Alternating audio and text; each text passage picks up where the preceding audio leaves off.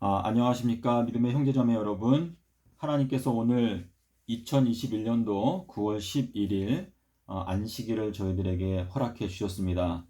주님께서 저희들에게 너희가 엿새 동안은 여러 가지 일들로 수고를 하지만 일곱 번째 날에는 너희가 쉬어도 좋다. 너희가 내 안에서 안식을 해라.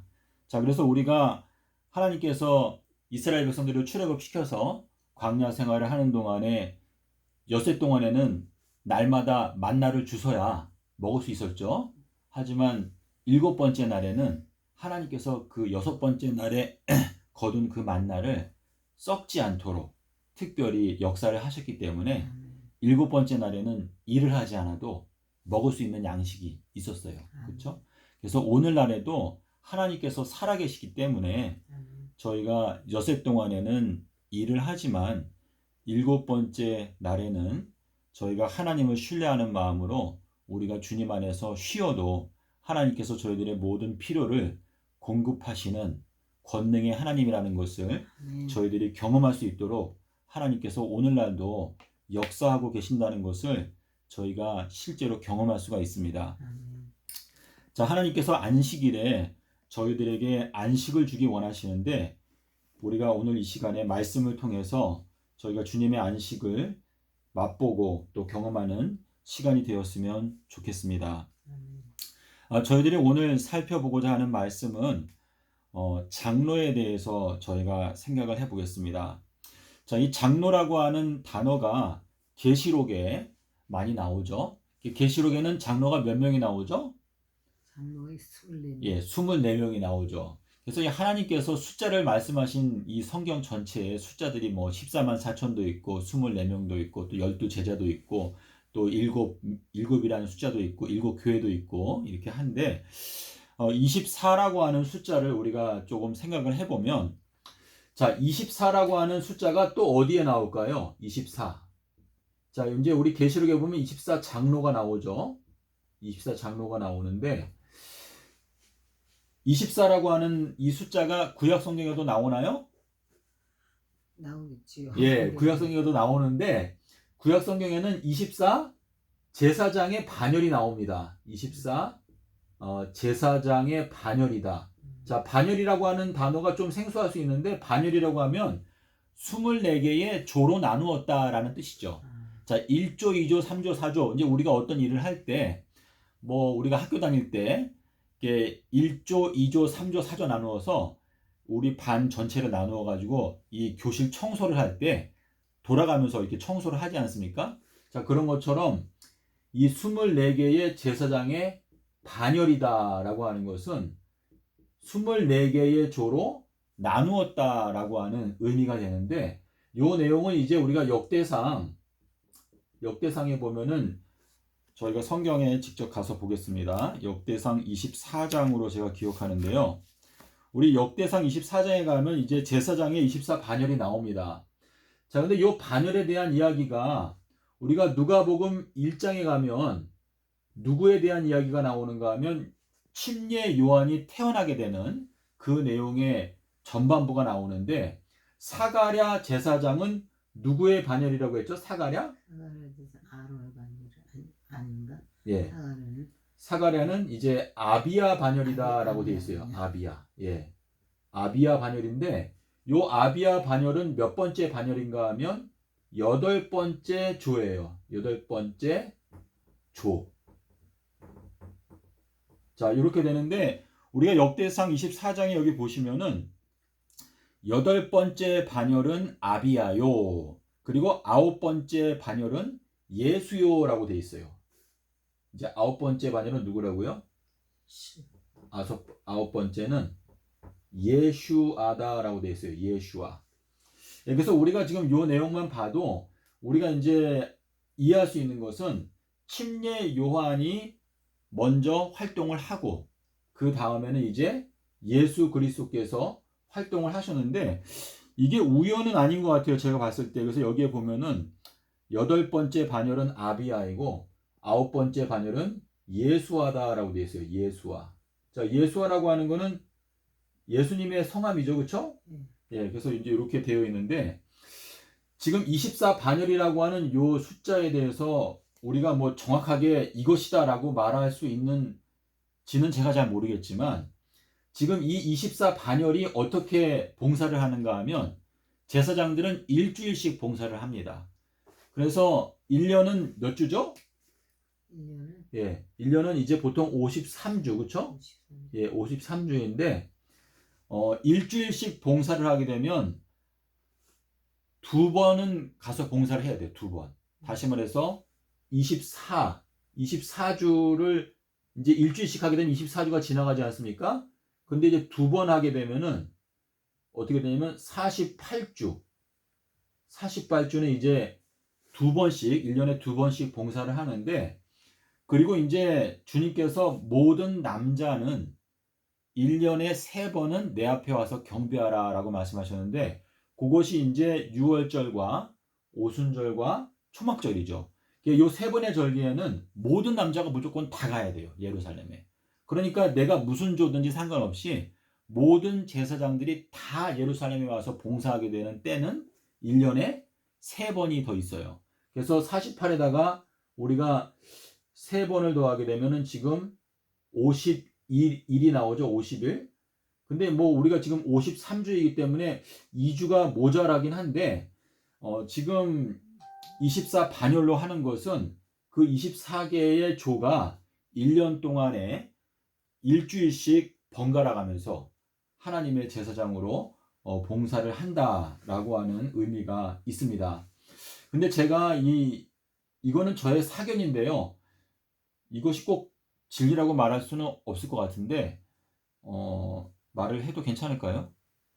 예, 지금 14만 4천이라고 하는 숫자를 제가 생각을 해봤을 때 이것이 6천년의 세월 동안에 하나님께서 매년마다 24명의 그 제사장들을 선택하시기 때문에 이 14만 4천이라고 하는 숫자가 나온 것이 아닌가 하는 저의 그냥 개인적인 주관적인 생각인데, 이것이 성경적으로 증명이 되지는 않는 것 같아요. 제가 아직까지는 잘 모르겠는데, 주님께서 이 창세 이후로 죽임을 당한 어린 양, 그러니까 아담과 하와가 범죄한 때부터 이제 우리가 하늘 가나안에 도착할 때까지 6천년의 세월, 정확하게 말하면 6030년인데 요 30년이라고 하는 기간은 예수님께서 우리들에게 3000년의 비밀을 풀어주시기 위해서 주님께서 성육신하신 기간 동안 그 30년의 기간을 삽입한 기간이기 때문에 제가 그냥 주관적으로 이해하기에는 주님께서 지난 6천년의 범죄의 이 세상에 사는 동안에 주님의 제사장된 직분으로 매년마다 24명을 선택하셨다면 지금까지 14만 4천인들을 주님께서 선택해 오셨고, 이제 지구 역사가 지금 약 9년 정도 남아 있는데 주님께서 이제 9년의 기간 동안에 매년마다 24명을 선택하신다라고 하게 되면은 뭐 지금 9, 4, 36, 9, 2, 18, 19, 20, 21, 216명이 되거든요. 근데 뭐 이거는 그냥 저의 주관적인 생각인데, 만약 이것이 사실이라고 하면은 이 마지막 시대에 주님께서 이 14만 4천인들의 구성원으로 선택하는 사람이 대략적으로 216명 정도가 된다라고 하는 의미가 되는데,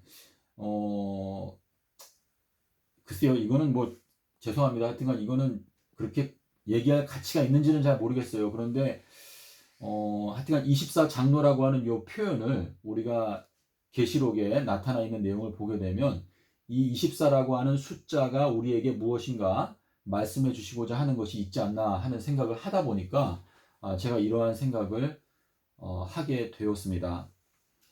자, 우리 요한이 왜 울었죠? 요한이 왜 울었죠? 그 24장로들 앞에서? 예. 임을 떼서. 그쵸. 예. 그 임봉되어져 있는 그 그거를 책을 펴거나 열 수 있는 사람이 이 땅이나 하늘이나 아무도 없기 때문에 막 울었어요. 우니까 누가 말했죠? 장로 중 한 사람이 말했어요. 그 장로 중 한 사람이 말하기를 울지 말아라. 유다 지파의 사자 다윗의 뿌리가 이겼기 때문에 그가 이 일곱 인봉을 떼고 그 책을 여실 것이다 라고 말을 했는데 그때 그 말을 한 게 왜 장로일까요? 자, 이 장로라고 하는 것은 우리가 이제 디모데전서 5장 17절에 보면은요. 자, 디모데전서 5장 17절에 뭐라고 말하냐면 잘 다스리는 장로다라고 하는 표현이 나와요. 근데 우리가 번역을 할 때 다스린다라고 표현을 했는데 요 다스린다라고 하는 요 헬라어 단어가 프로, 그다음에 이제 이스테미라고 하는 단어인데 요 프로라고 하는 것은 뭐뭐 앞에 또는 뭐뭐 먼저라고 하는 뜻이고 여기 이스템이라고 하는 거는 요건 일어선다라고 하는 뜻이에요. 일어선다. 자, 그래서 우리가 이 장로의 직분에 대해서 디모데전서에서 사도 바울이 설명할 때 장로의 특징은 무엇인가 하면 먼저 일어선 자 또는 먼저 깨닫는 자라고 하는 뜻인데 자, 일어선다라고 하는 요 단어는 예수님께서 다니엘에게 말씀하실 때 다니엘서 10장 11절에서 뭐라고 말씀하셨죠? 다니엘아 너는 이 말씀을 깨닫고 어떻게 해라? 일어서라 라고 말씀하셨어요.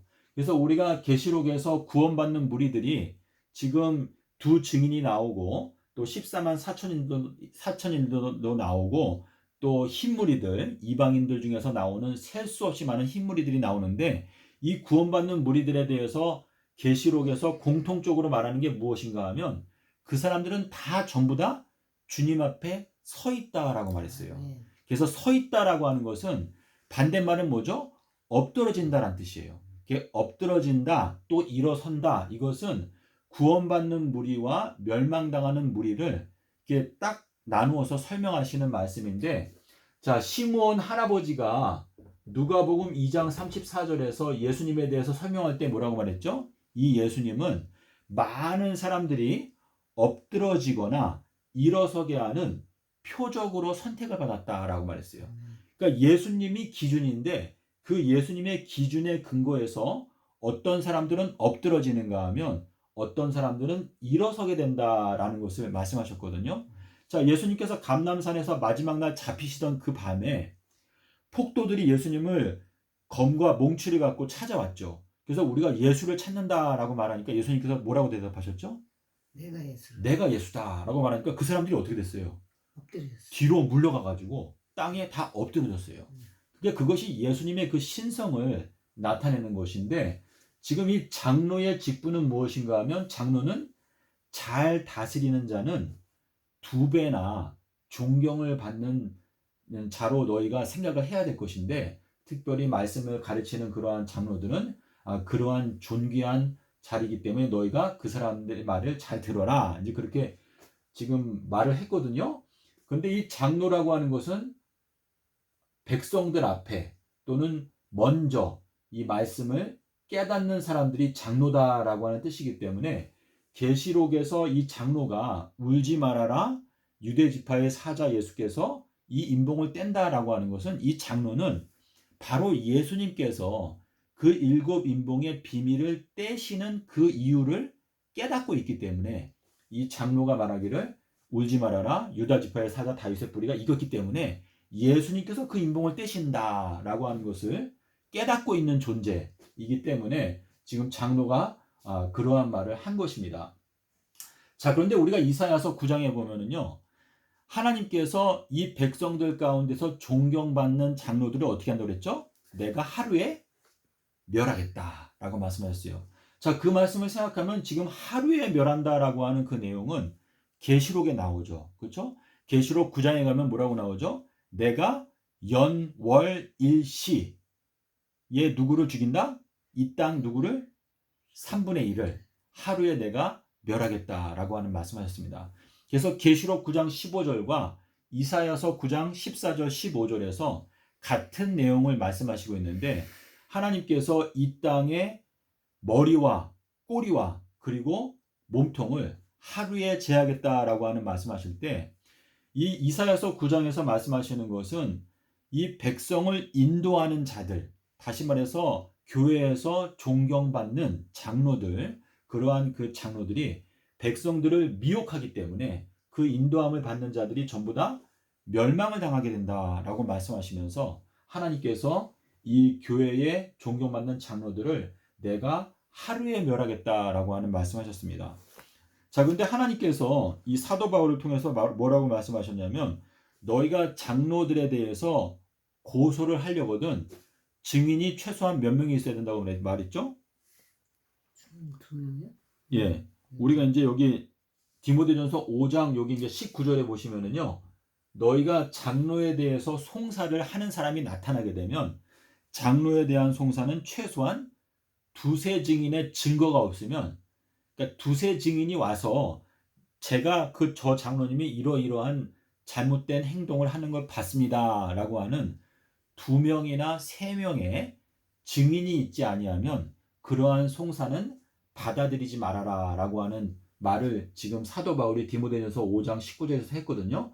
자, 근데 이것은 사실상 예언적인 의미가 있는 것인데, 자, 주님께서 지금 이 마지막 때에 엘리야를 보내시고 그 다음에 두 증인을 보내신다고 하셨어요. 그렇죠?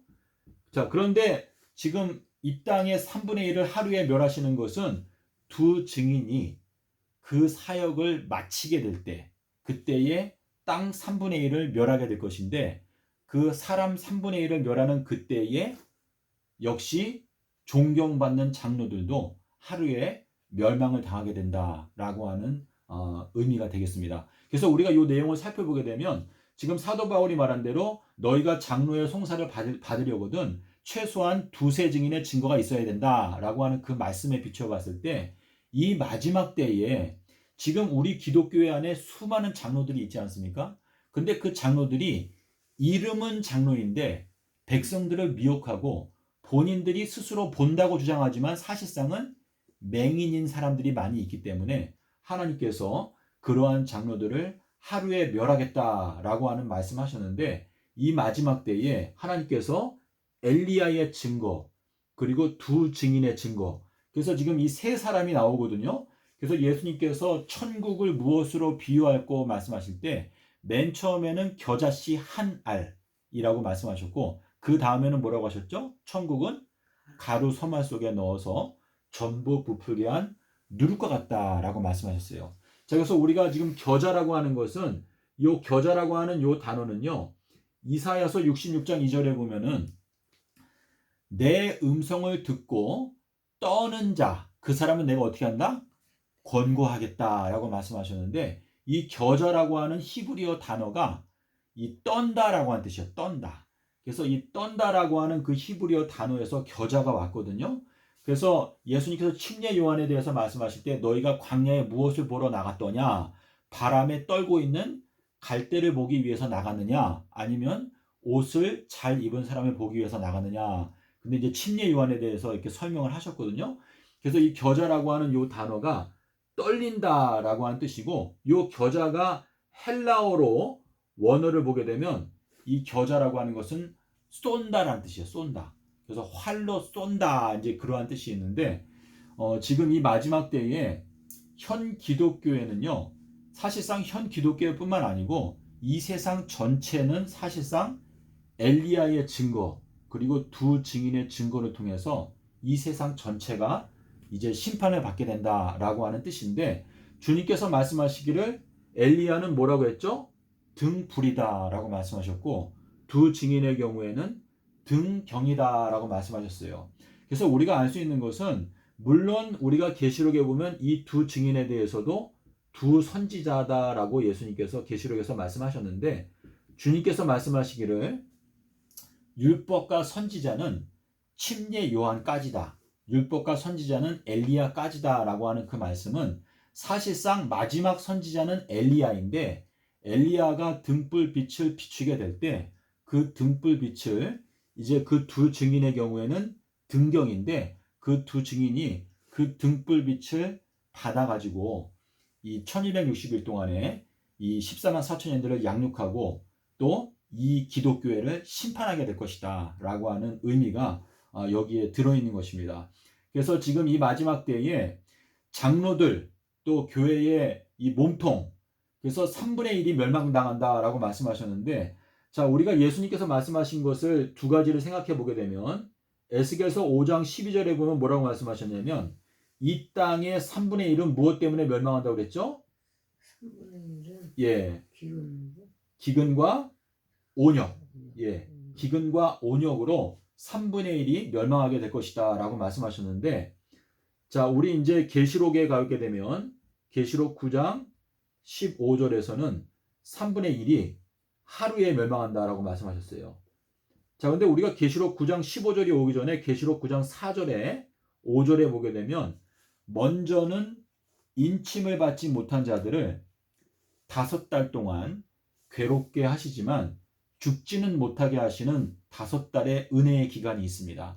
그래서 그 5달은 창세기에 나타나 있는 5달 동안 비가 내려서 홍수가 창일하게 되는 그것과 연관이 있는데요.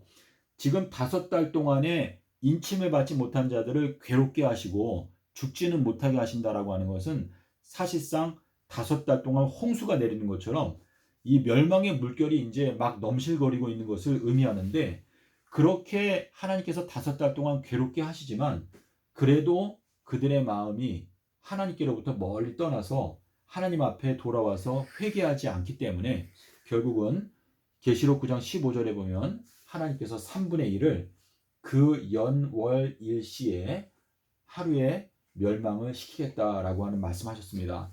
자, 그래서 제가 생각할 때 여기에 3분의 1은 기독교인들을 일컫는 것인데, 왜 이 3분의 1 멸망당하는 것이 기독교인이라고 제가 생각을 하는가 하면, 여러분께서 여기 계시록 9장 18절에 제가 기억하기로 18절인데요. 여기에 보시면은 뭐라고 말씀하셨냐면 이 하루 동안에 죽임을 당하는 이 하나님의 심판에서 죽임을 당하지 아니한 그 남아있는 사람들이 어떻게 한다고 그랬죠? 금, 은, 동철, 목석 우상들에게 경배한다고 그랬어요. 그러니까 지금 이때에는 하나님께서는 계시록 11장에서 뭐라고 말씀하셨냐면 11장 1절과 2절에서 성전과 그리고 제단과 그리고 그 안에서 예배드리는 자들을 청량을 하는데, 성전 바깥에 있는 마당 뜰은 이방인들이 거주하는 공간인데 거기는 청량하지 말고 그냥 두어라 라고 말씀하셨습니다. 그래서 그 42달 동안에 이방인들이 심판을 받을 것이기 때문에 그 사람들은 늦게 나중에 심판을 받는다 라고 말씀하셨기 때문에, 우리가 지금 계시록 9장 15절과 18절을 보게 되면 이 하루 동안에 기독교인들이 하나님의 심판으로 많은 사람들이 죽임을 당하는데, 그때에 죽임을 당하지 않게 되는 이방인들은 마치 자기들이 섬기고 있는 우상들이 자기들을 지켜주었다라고 착각을 하기 때문에 금, 은, 동철, 목석 자기의 우상들에게 경배한다라고 하는 표현이 계시록 9장 18절 이하에 나타나고 있기 때문에, 지금 여기 계시록 9장 15절에서 말하고 있는 이 하루 동안에 하나님께서 멸하시겠다라고 하는 이 3분의 1은 제가 개인적으로 생각할 때는 이것이 기독교인들에 대한 하나님의 심판을 가리킨다라는 것을 제가 생각하고 있습니다. 지금 여러분께서 지금 이 계시록 9장 15절에 보면은요, 이 3분의 1을 죽이는 마병대에 대한 이야기가 나오는데, 마병대가 전부 다 몇 명이라고 그랬죠? 2만만. 예, 2만만이다. 그래서 2만만이라는 걸 우리가 이제 산수로 이렇게 곱해 보면 2억 명의 군사가 나오는데, 그 사람들이 뭐 거기에 보면 여러 가지 표현들이 나오거든요. 근데 유황불, 또 연기, 불과 연기 기둥이다 이러한 표현이 나오는데, 그러한 표현들을 보게 되면 하나님께서 이 마지막 때 심판하시는 이 유황불 심판의 첫 번째 그룹은 기독교인이라는 걸 저희가 알 수가 있고, 자, 이제 두 번째로 불과 유황으로 이제 심판을 받는 것은 우리가 이제 계시록 19장에 가면 이제 그 말탄 자의 입에서 나오는 그 검에 죽임을 당한다라고 나오면서 거기에서 유황불에 짐승과 또 거짓 선지자가 불못에 던져진다라고 하는 표현이 나오거든요. 그래서 지금 유황불못에 던져지게 되는 것은 첫 번째 그룹은 기독교인들이 유황불로 멸망을 당하게 되는데 하루에 멸망을 당하게 되고, 그 두 번째는 이제 마지막 끝에 가서 이방인들에 속해 있는 그러한 사람들이 불못에 던져지게 된다라고 하는 말씀이 나옵니다. 예, 그래서 우리가 지금 오늘 저희가 장로에 대해서 저희가 살펴봤는데요. 이 장로가 된다라고 하는 것은 하나님께서 장로에게 요구하시는 것은 먼저 깨닫고 일어서는 무리가 장로가 되는 것인데, 자, 지금 우리가 이 새 노래를 부르는 자들 또는 검은고를 타는 자들은요, 우리 계시록에 보게 되면은 첫 번째는 내 생물. 자, 내 생물은 새 노래를 부르는 존재들이다라고 표현하고 있습니다. 그리고 24 장로들도 새 노래를 부를 수 있다라고 이렇게 말씀하셨는데요. 지금 이 일어선다라고 하는 것은 지금 십자가라고 하는 단어를 우리가 생각해 보겠습니다. 마가복음에서 8장 34절에서 아무든지 나를 따라오려거든 어떻게 하라고 그랬죠? 자기 십자가. 예, 자기를 부인하고 그리고 자기의 십자가를 지고 나를 따라오라라고 말씀하셨습니다. 자, 근데 우리가 십자가라고 하는 단어를 보게 되니까요. 십자가라고 하는 단어는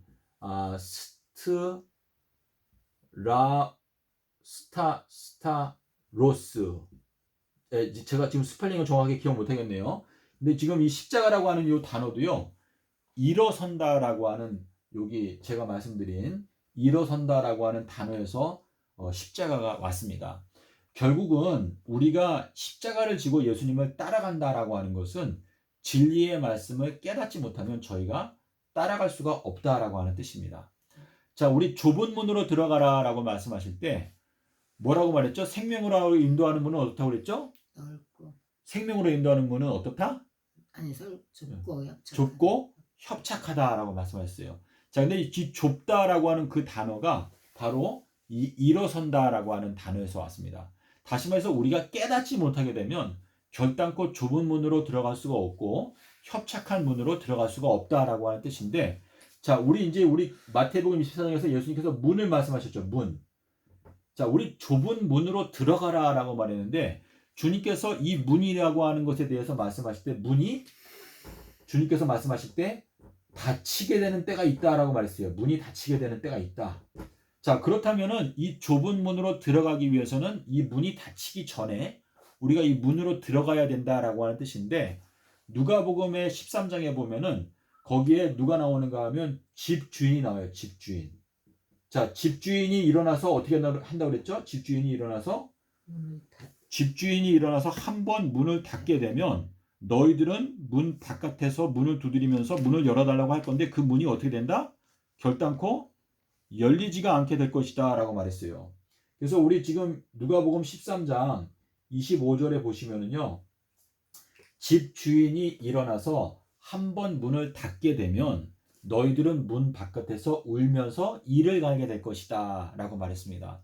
근데 이를 갈게 되는 것은 7년 동안에 이를 갈게 될 것이다 라고 지금 마태복음 13장에서 예수님께서 말씀하셨는데, 자, 요 집주인이라고 하는 건 누구를 가리키는 것이죠?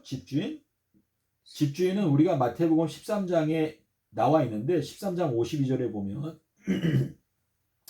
13장 52절에서 뭐라고 말씀하시는가 하면 천국의 제자가 된 서기관마다 새 것과 옛 것을 그 보물 창고에서 내어 나오는 집주인과 같다라고 말했어요. 자, 우리가 마태복음 13장 52절에 보게 되면 여기에서 지금 서기관, 또 제자, 또 집주인, 또 인자, 사람, 이게 다 같은 존재를 말하는 것이거든요. 그래서 주님께서 너희가 이러한 일들이 시작되는 것을 보거든 인자가 어디에 온 것을 알라? 가까이 문 앞에. 예, 문 앞에 온 것을 너희가 알라라고 말했는데, 인자가 문 앞에 왔다라고 하는 것은 인자가 문을 닫을 준비가 되었다라고 하는 뜻이거든요. 그래서 우리가 이 문이라고 하는 것을 잘 생각해 보면, 자, 문이 잠겨 있으면 우리가 절대로 거기에 못 들어가죠. 그렇죠? 그래서 우리가 때때로 열쇠가 없으면 굉장히 난감하고 집에 못 들어가게 되는 경우가 있는데, 지금 누가복음 13장에서 말씀하시는 집주인, 이 집주인은 예수님께서 말씀하시는 인자라고 하셨어요. 인자. 그리고 이제 서기관이라고 말씀하셨고, 또 이제 제자라고 말씀하셨고, 그리고 이제 재림 때에 오는 이 인자는 주님께서 엘리야다라고 이렇게 말씀하셨거든요. 그래서 우리가 알 수 있는 것은 이 마지막 때에 우리가 좁은 문으로 들어가기를 힘쓰라.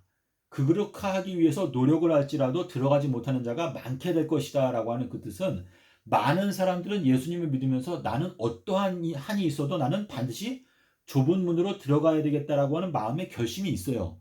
그런데 우리가 깨닫지 못하게 되면 우리가 그 좁은 문으로 들어가게 되는 그 기회를 놓쳐버리기 때문에, 좁은 문으로 들어가고 싶은 소망은 있지만 들어가지 못하게 되는 경우가 생기게 될 수 있다라는 것을 예수님께서 말씀하시고 있습니다.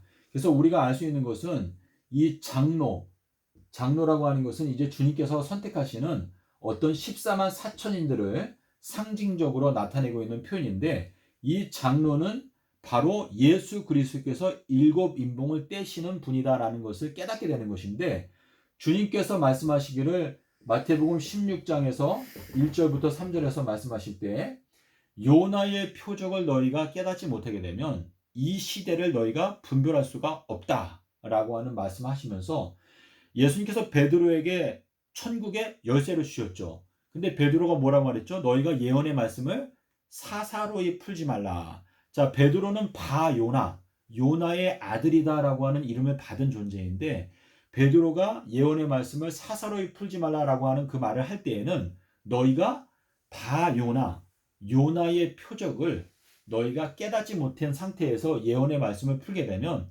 너희가 예언을 사사로이 풀 수밖에 없다라고 하는 것을 베드로도 역시 예수님과 함께 저희들에게 증거를 하고 있는 것입니다. 자, 그래서 우리가, 여러분께서 이 마지막 때에 재림하게 되는 게, 마지막 때에 오게 되는 인자가 엘리야다라고 하는 말을 듣게 되면 많은 분들이 이단적인 주장이다라고 느끼시는 것 같아요. 제가 어제도 제가 우리 가족 한 분한테 제가 전화를 해가지고 이거를 말씀을 드렸더니, 아주 그냥 당황이 아니고 너무 크게 반대를 하시고, 엉뚱한 소리를 하고 너는 왜 그러느냐 이제 그렇게 말씀을 하셨어요.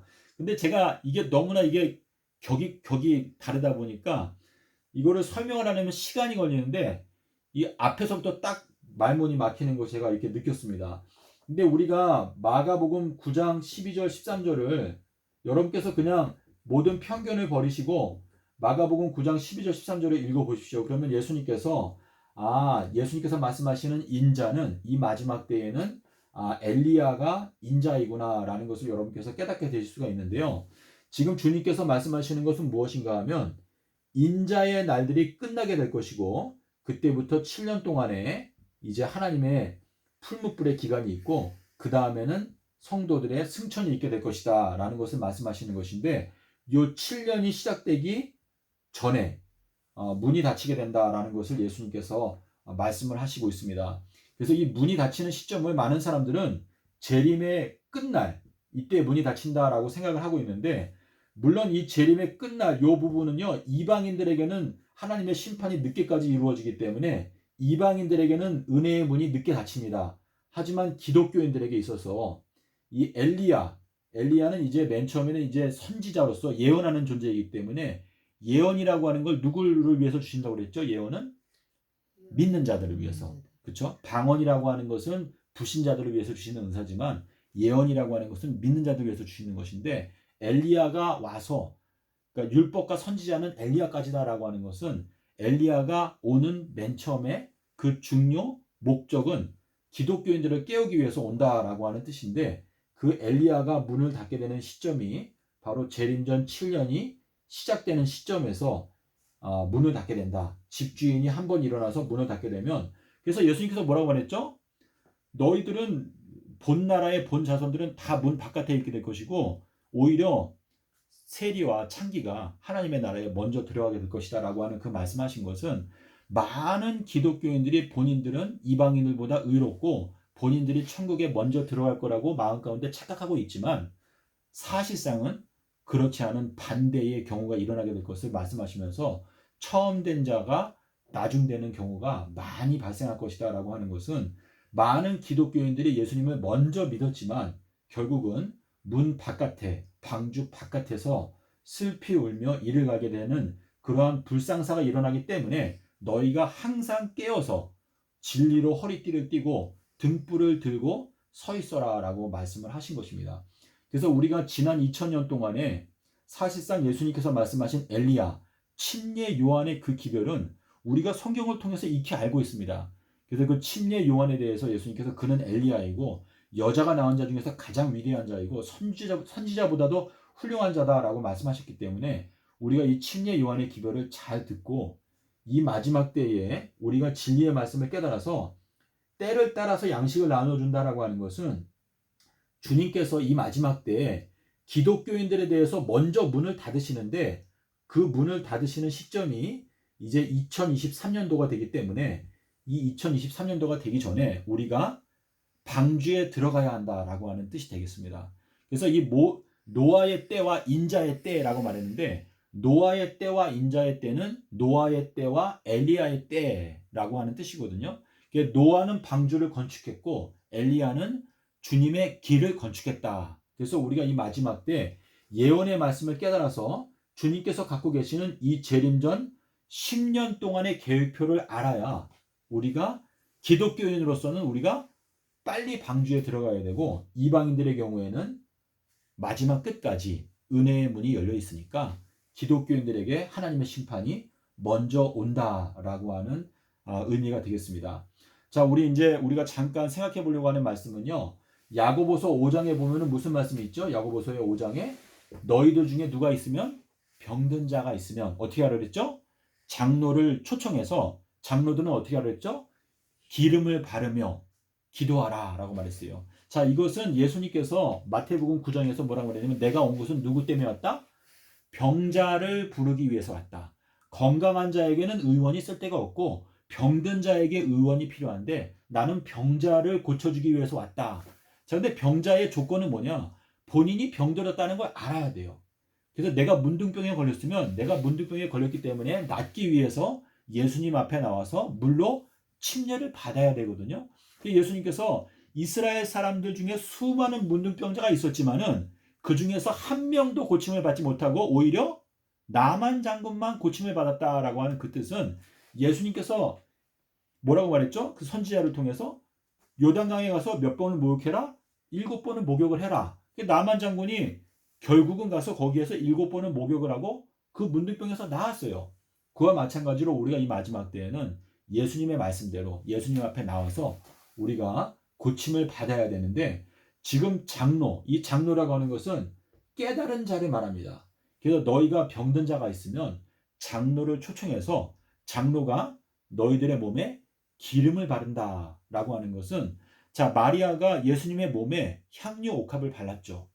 그 향유 옥합을 발랐을 때 그것은 예수님의 장례를 위해서 준비한 것이다라고 말했는데 우리 하나님의 백성들 가운데서 또 병든 자, 눈먼 자, 절름발이 또 가난한 자 이러한 사람들을 초대하라라고 말씀하신 것은 기독교회 안에서 본인들이 눈이 멀었고 병들었고 절름발이고 가난하다라고 하는 것을 깨닫는 사람들은 그러한 사람들은 병든 자라는 걸 본인들이 알기 때문에 그러한 사람들은 장로들을 초대한다. 다시 말해서 하나님의 말씀을 깨달은 사람들을 초대를 해서 그 사람들이 기름을 발라준다라고 하는 것은 마리아가 예수님의 몸에 값비싼 향기름을 발라주었던 것처럼 진리의 말씀으로 그들의 마음 가운데 그 진리의 말씀을 들려주게 되면 그 진리의 말씀이 그들의 마음속에 들어가서 그들을 고쳐주는 그 길르앗의 유황과 같은 역할을 한다라고 하는 의미가 이 야고보서 5장에 들어있거든요.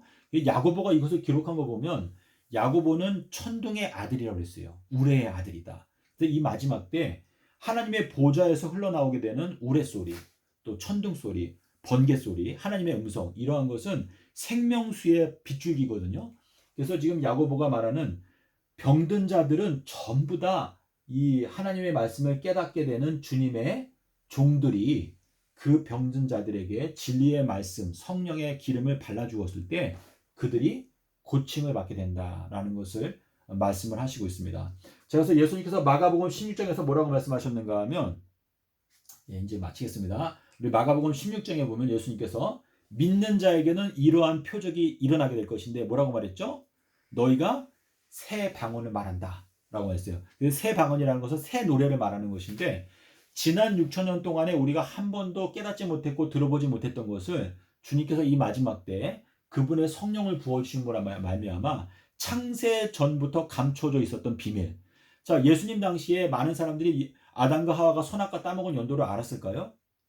저는 몰랐던 것 같아요. 근데 이 마지막 때에 주님께서 내가 비유를 너에게 베풀어서 비유를 통해서 창세로부터 감추었던 비밀을 알려주겠다라고 하는 것은 일곱 번째 날이 오게 되면 내가 너희들에게 안식을 허락할 것인데 그 안식은 깨달음을 통해서 얻어지는 안식인데 기원전 4001년도에 아담과 하와가 범죄했다라는 것을 우리가 이제 깨닫게 되면서 새 노래를 부르게 된다. 그래서 마가복음 16장에서 말씀하시는 믿는 자에게는 이러한 표적이 따를 것인데 너희가 병든 자에게 손을 얹은 줄 어떻게 된다?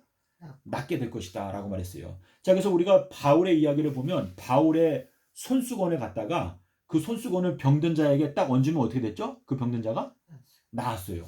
그래서 이 손수건이라고 하는 게 뭐예요? 손수건은 지금 수건이라고 하는 것은 우리의 눈이 수건으로 가려져 있었는데 그 수건이 이제 예수님께 오게 되면 그 수건이 벗겨진다라고 말했거든요.